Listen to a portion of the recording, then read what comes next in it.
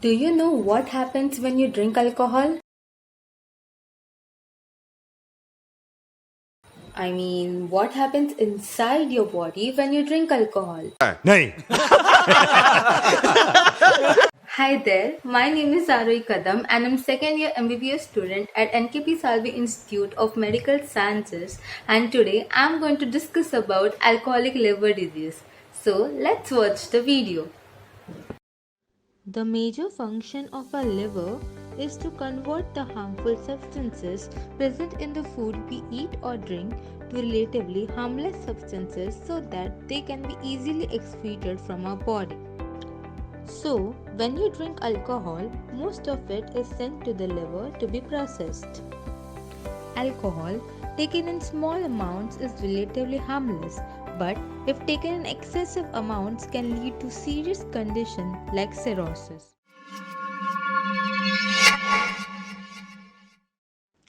Alcoholic liver disease consists of three distinctive yet overlapping phases, which are alcoholic steatosis, alcoholic hepatitis, and alcoholic cirrhosis.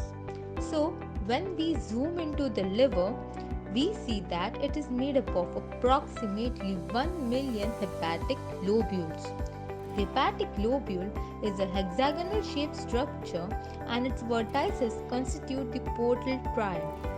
As you can see, there is a bile duct, hepatic artery, and portal vein at its 6 vertices. The hepatic artery and portal vein join to form a sinusoid, and all the sinusoids drain into a center point called central vein. In between the sinusoids, you can also see the rectangular hepatocyte plates. So, when we take a look at the mechanism inside the hepatocyte, we see that the alcohol that you consume is converted to acetaldehyde, which is later excreted as ketone bodies from a body. This reaction requires NAD+, which is converted to NADH in the presence of alcohol dehydrogenase. But when you increase the consumption of alcohol, more amount of NAD+ is converted to NADH, which leads to accumulation of NADH in our body. Now, NADH is required for fat synthesis while NAD+ is required for fatty acid oxidation. Both increase in amount of NADH and decrease in NAD+ promote fat production. These lipid droplets start accumulating inside the hepatocyte and push the nucleus to the periphery. On histology, we can see that in the hepatocyte, the fat droplets have pushed the nucleus to the eccentric position. The liver appears large, heavy, greasy, and tender. This stage is what we call as alcoholic steatosis. This isn't the only thing that happens. The alcohol dehydrogenase produces reactive oxygen species which damages the protein and DNA present inside the hepatocyte. Besides producing the ROS, we now have acetaldehyde to worry about. It binds to the macromolecules present inside the hepatocyte and inhibits it to form acetaldehyde adduct. These acetaldehyde adducts are now considered foreign to the body, and this results in an immune response. Immune cells like neutrophils are activated and they travel to the site of the foreign particle and destroy it. Also, the protein and DNA which were damaged by the ROS inside the hepatocyte cause neutrophilic infiltration, which cause more damage to the hepatocyte and thereby inflammation. This is what we call as alcoholic hepatitis. The liver becomes enlarged and there is also an increase in neutrophil count due to the immunogenic response. On histology, we see Mallory bodies, which are eosinophilic structures seen in the ballooned hepatocytes. Neutrophils permeate the hepatic lobule and accumulate around the degenerated hepatocyte. Now, if we again look at the structure of the hepatic lobule, we see that the sinusoid and the hepatocyte plate lie next to each other.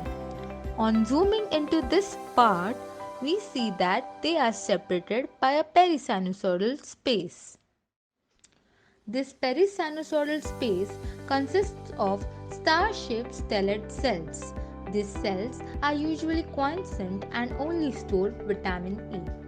Whenever there is hepatocyte damage, there is release of some paracrine factor from the hepatocyte which causes the stellate cells to lose vitamin A and start secreting TGF-beta and production of collagen occurs, which helps in repairing the damaged hepatocytes.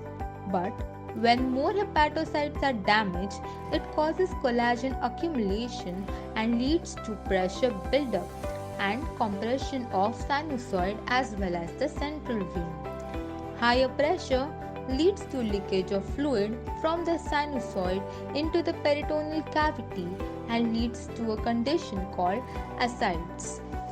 Due to the compression of the veins, all the blood can't enter the liver and this leads to congestive splenomegaly.